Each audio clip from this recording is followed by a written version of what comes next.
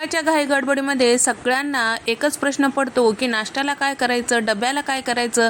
वेगवेगळं करायचं म्हटलं की फार वेळ जातो. सगळ्यांना आवडीचा पदार्थ असेल तर सोयीस्कर जातो. तर आज आपण मोठ्यांना आणि मुलांना आवडेल या पद्धतीचा नाश्त्याचा प्रकार पाहणार आहोत. तर तुम्ही डब्याला सुद्धा देऊ शकता. तर इथे आपण जे पदार्थ करत आहोत ते लहानांपासून मोठ्यांपर्यंत आवडणार, कारण इथे आपण मंचुरियन फ्लेवरचा मस्त आंबोळी करणार आहोत. शिवाय पौष्टिकसुद्धा आहे. तर मुलांच्या डब्यासाठी देण्यासाठी मस्त पर्याय आहे. तर इथे मी घेतलेलं आहे 3 वाटी गव्हाचं पीठ, 1 वाटी कॉर्नफ्लॉवर घेतलेलं आहे. कॉर्नफ्लॉवर जर नसेल तर इथे तुम्ही 1 वाटी तांदळाचं पीठ घेऊ शकता. सोबतच इथे मी आंबोळीमध्ये मिक्स करण्यासाठी काही भाज्या किसून घेतलेल्या आहेत. तर इथे मी घेतलेला आहे पानगोबी 1 वाटी आणि 1 वाटी किसून घेतलेला कांदा, बारीक किसलेला गाजर 1 वाटी आणि त्याचबरोबर 3 मध्यम आकाराचे शिमला मिरची बारीक चिरून घेतलेला आहे. सोबतच इथे मी टाकून घेत आहे 2 चमचे इतकं शेजवान चटणी, 4 मोठे चमचे इथे मी टाकून घेतलेलं आहे रेड चिली सॉस, 2 चमचे इतकं सोया सॉस आणि त्याचबरोबर 4 मोठे चमचे टोमॅटो केचप, 2 मोठे चमचे इथे मी चिली फ्लेक्स टाकून घेतलेलं आहे. चवीपुरतं मीठ टाकून घेतलेलं आहे. लक्षात ठेवा सॉसेसमध्ये मीठ असतं, त्यामुळे बेतानीच टाकायचं आहे.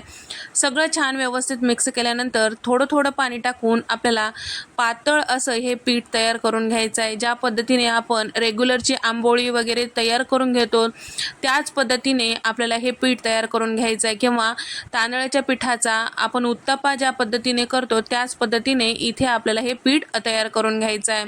इथे मी 2 चमचे इतकं आलं लसणाचं थोडंसं जाडसर असं कुटून घेतलेलं पेस्ट टाकून घेत आहे.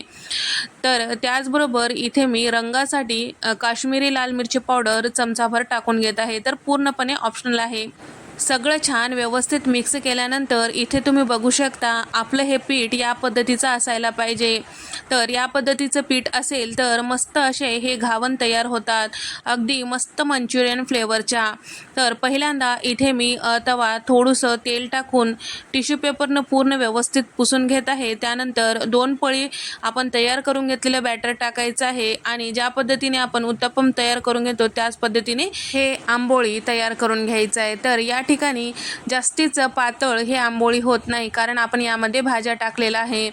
तर या ठिकाणी सगळं छान व्यवस्थित पळीने पसरून घ्यायचं आहे आणि त्यानंतर कडेने आपल्याला चमचाभर तेल टाकून घ्यायचं आहे. त्यानंतर वरच्या साईडला छान सुकल्यानंतर आपल्याला हे पलटून घ्यायचं आहे.